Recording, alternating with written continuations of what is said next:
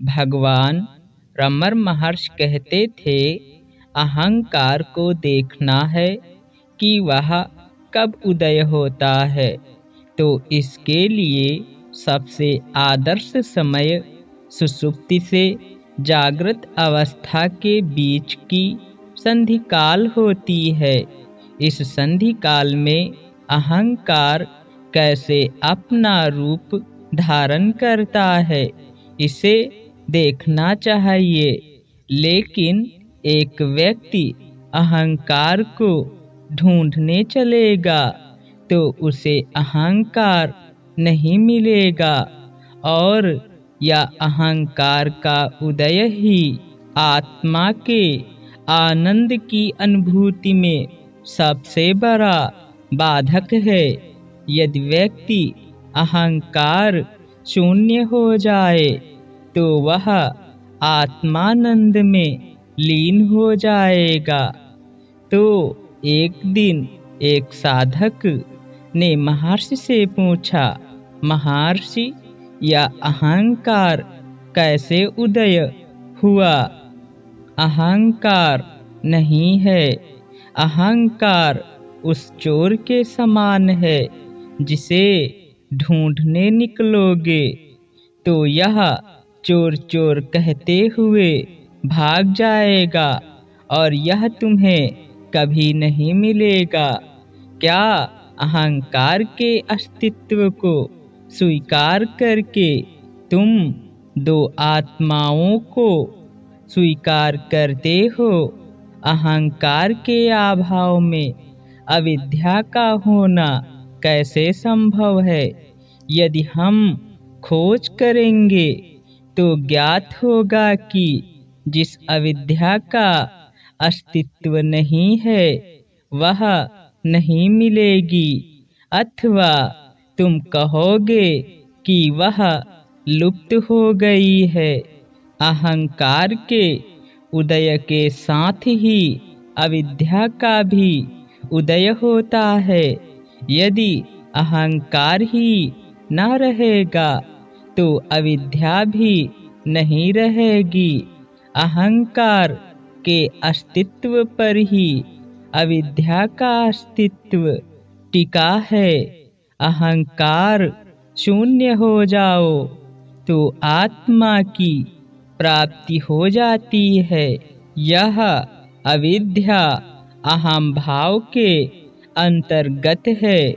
तुम अहंकार का विचार क्यों करते हो और दुखी भी होते हो? फिर अविद्या क्या है? यह वह है जिसका अस्तित्व नहीं है, तथापि सांसारिक जीवन अविद्या की कल्पना चाहता है। अविद्या केवल हमारा अज्ञान है और अधिक कुछ भी नहीं है।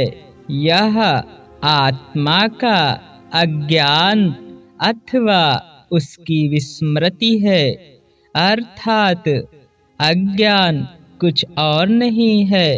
प्रत्येक व्यक्ति यह मान बैठा है कि वह आत्मा नहीं बल्कि शरीर है, मन है। यही उसकी सबसे बड़ी अविद्या है।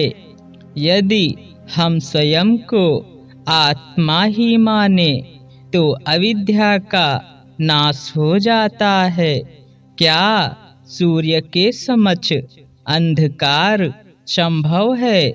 क्या इसी प्रकार प्रत्यक्ष एवं स्वप्रकाशित आत्मा के समक्ष अज्ञान संभव है? यदि तुम आत्मा को जान लोगे तो न अंधकार होगा, न अज्ञान होगा और न ही दुख होगा। कष्ट, दुख आदि का अनुभव मन करता है। अंधकार ना आता है ना जाता है। सूर्य को देखो और कोई अंधकार नहीं है।